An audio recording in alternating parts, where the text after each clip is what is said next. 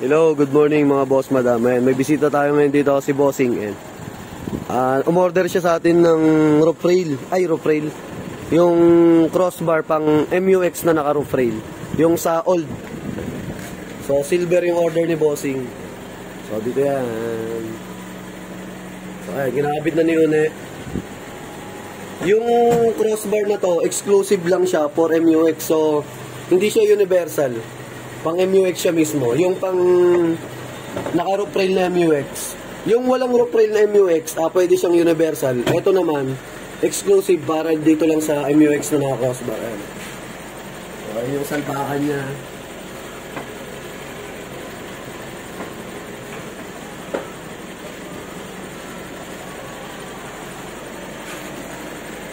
So, ano tayo dito sa likod. Yun, tayo pa natin yung tambak. So, ay si Bossing.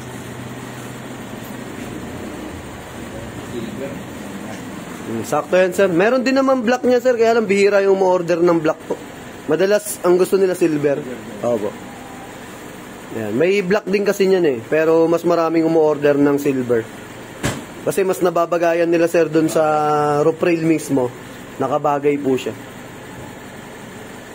Nakulay eh. Opo. Ayan yung box niya. Tapos may mga cover na rin nakasama yan. Ayan. Saka yung tornilyo niya stainless na. Yan, manual. So, stainless na yung mga tornilyo kasama niya. Siyang cover. Tapos eto, plug and play. So, hindi nyo na kailangan mag-drill o magbutas. Sasalpak na lang yan. Sa mga gusto mag-DIY. Ayan, satong-sato pa sa ako, no? Kulay nung sasakyan ni Bossing puti. Tapos silver yung sa roof rail niya.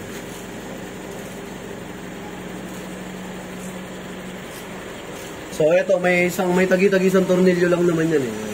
So, tornilyoan nyo lang, isa dito. Isa dito. Pag naikabit nyo yung tornilyo, tatakip nyo lang yung cover.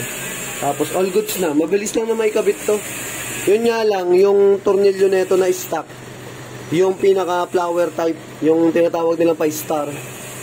Yung sa alin. Yan. Kaya kung wala kayong pambaklas ng alin na parang 5-star, hindi nyo siya mababaklas. Kaya ang ginagawa namin dito, yung socket yung ginagamit namin.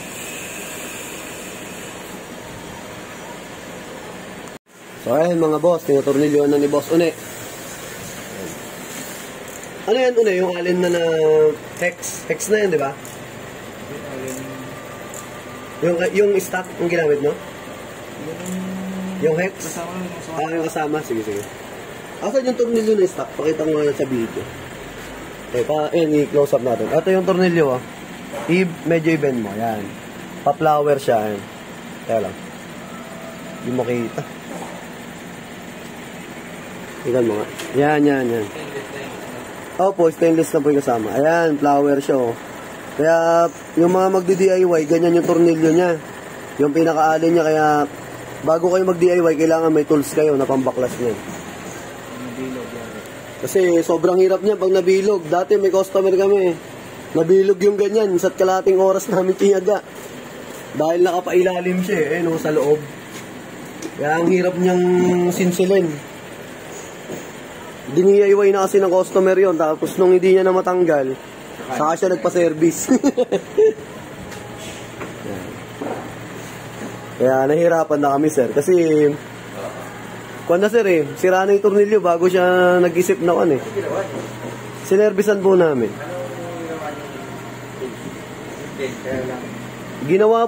Sinaga po namin sininsil, tapos pinlat namin siya para maging flat na siya, flat screw.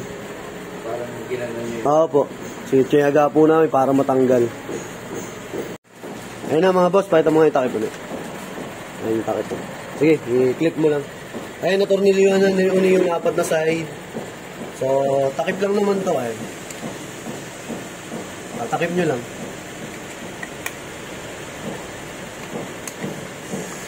Ganyan lang. Ayun. So, all goods na mga boss. Yan. Dito sa loob niyan, may ready ng tornilyo yan. May ready na ding tornilyuhan. Tapos pag natornilyo nyo, ayan, lagay nyo lang yung takip. Tapos na. Yan. So, naghanap din kasi daw sila bossing sa ibang lugar.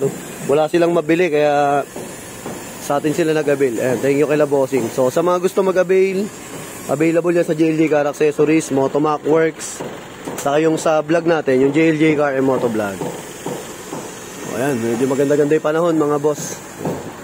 Dito tayo sa garahe ko. So, thank you kay boss. Ingat sa kanila. Maraming salamat. Ayan, finished product na. So, ayan sila boss, si ma'am. Thank you po. Ayan, salamat po. Sige boss, ingat po.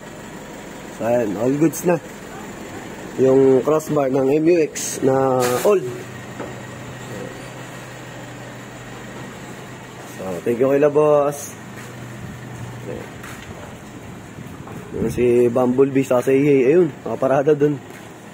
So, nilalabas kasi namin yan pag maggagawa dito sa garahe. Sige po, thank you po.